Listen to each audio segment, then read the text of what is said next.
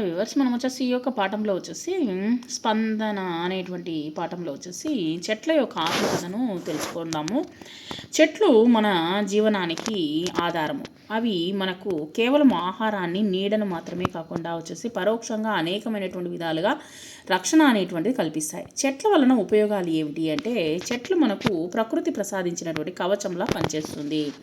ఇప్పుడు మనకు ఏ విధమైనటువంటి మనకు ఉపయోగాలు ఉన్నాయి అంటే, ప్రాణవాయువు చెట్లు మనము వదిలేటువంటి కార్బన్ డైఆక్సైడ్ని పీల్చడము, మనకు కావలసినటువంటి ప్రాణవాయువును అంటే ఆక్సిజన్ని అందిస్తుంది. ప్రకృతి వైపరీత్యాల నుండి రక్షణ. చెట్లు వేర్లు భూమిని గట్టిగా పట్టుకుని ఉండడం వల్ల వరదలు, కొండ చర్యలు విరిగిపోకుండా వంటివి తగ్గుతాయి. ఇవి భూసారము కొట్టుకొని పోకుండా కాపాడుతాయి. కాలుష్య నివారణ. గాలిలోని ధూళిని, విషవాయువును ఆకులు ఫిల్టర్ చేస్తాయి. దీనివల్ల మనకు స్వచ్ఛమైనటువంటి గాలి అనేటువంటిది అందిస్తుంది. ఉష్ణోగ్రత నియంత్రణ.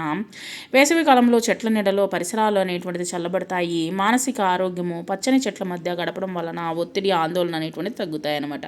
తర్వాత చెట్ల వలన ఇంకా ఏమేమి లభిస్తాయి? ఆహారము మరియు మందులు లభిస్తాయి. పండ్లు, కూరగాయలు మరియు అనేక రకాలైనటువంటి ఔషధాలు చెట్ల నుండే లభిస్తాయి. మనల్ని ఏ విధంగా రక్షిస్తాయి? మనల్ని చెట్లు అనేక విధాలుగా కాపాడుతూనే ఉంటుంది. ఎట్లా అంటే, చెట్లను మనము వచ్చేసి ఏ విధంగా రక్షించుకోవాలి అనేటువంటిది తెలుసుకుందాము. మొక్కలను ఎక్కువగా నాటడం వలన రక్షించుకోవచ్చు. అనవసరంగా చెట్లను నరకకూడదు. నరికిన చెట్ల బదులుగా 5-6 చెట్లనైనా నాటాలి. కాగితాన్ని వృధా చేయవద్దు. అడవులను సంరక్షించాలి. అవగాహన. పిల్లలకు వివరించి ఈ యొక్క చెట్ల పెంపకంలో భాగస్వామిని చేయాలన్నమాట పిల్లలని.